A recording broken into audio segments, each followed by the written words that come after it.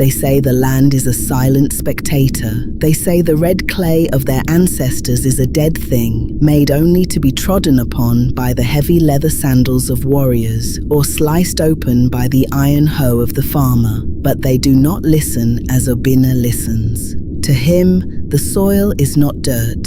It is a tapestry of 10,000 ticking clocks. A sprawling, breathing empire of clay, roots and chitin, humming a song that only the patient can hear.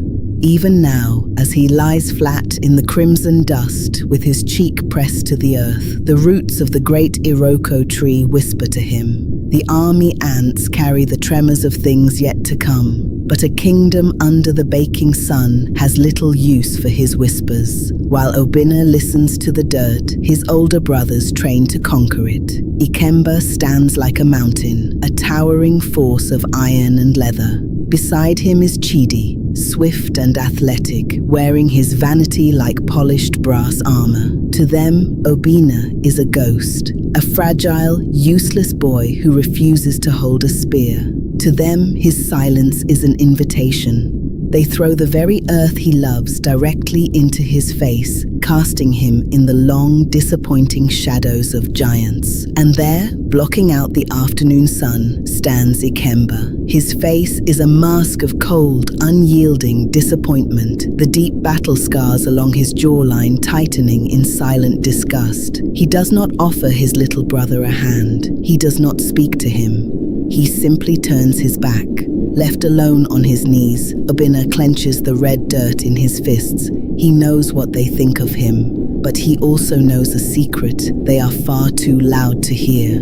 The earth is beginning to tremble. The sun falls, bleeding purple across the sky. Beneath the ancient colossal roots of the sacred Iroko tree, the balance of the forest shatters.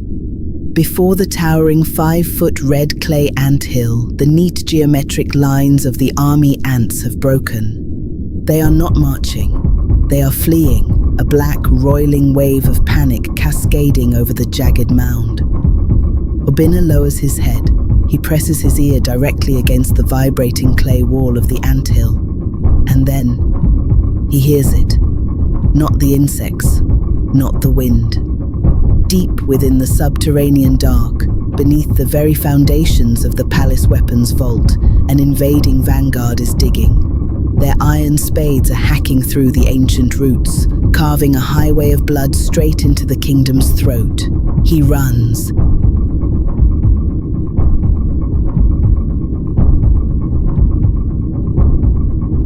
He bursts through the festive woven palm arches of the village pavilion, his skin caked in sweat and red dust, gasping for the words to save them. The elders freeze. The village chief sits rigidly, his heavy red coral beads glistening under the torchlight. But pride is a heavy, suffocating armor. It plugs the ears of chiefs and blinds the eyes of champions. With a dismissive shake of his heavy jaw, the chief waves his hand. Ikemba's massive hand locks onto Obinna, silencing him with brute force. Chidi steps up, smoothly twirling his iron spear with effortless arrogance, smirking at the quiet elders. They bound his wrists with rough, biting jute rope.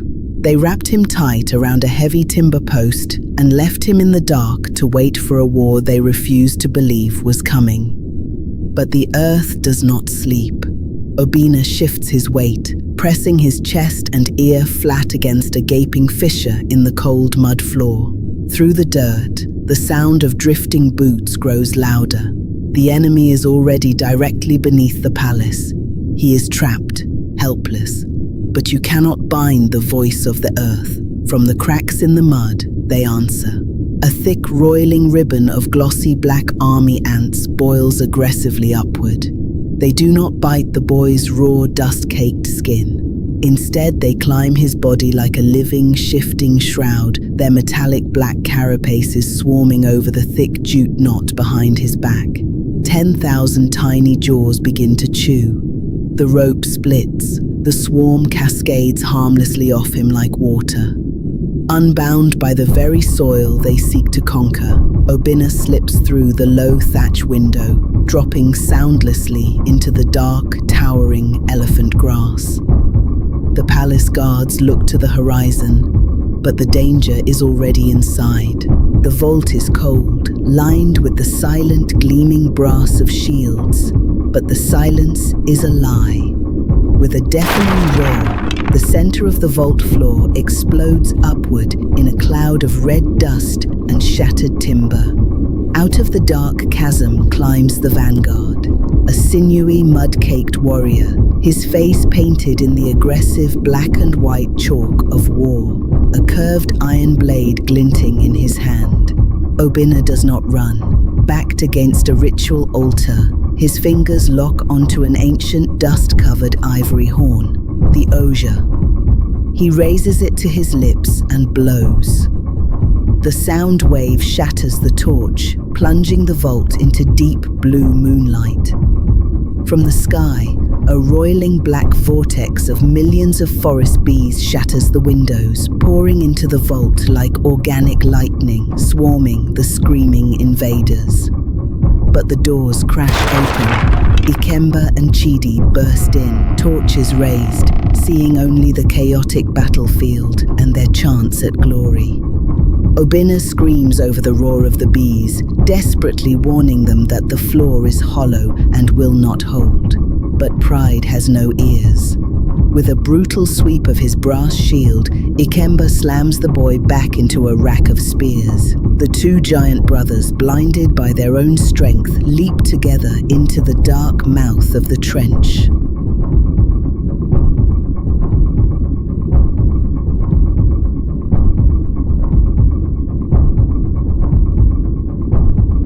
The vault above has vanished, collapsed into a burial pit of fractured timber and heavy clay blocks. Pinned beneath a massive crossbeam log, their brass armor dented and caked in dark mud, the giant brothers are helpless. Strength has run its course, iron has failed.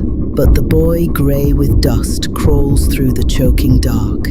Obinna kneels, pressing his palm and ear flat against the groaning wood, listening to the fracture points of the structural fault lines. He does not lift with muscle, he listens.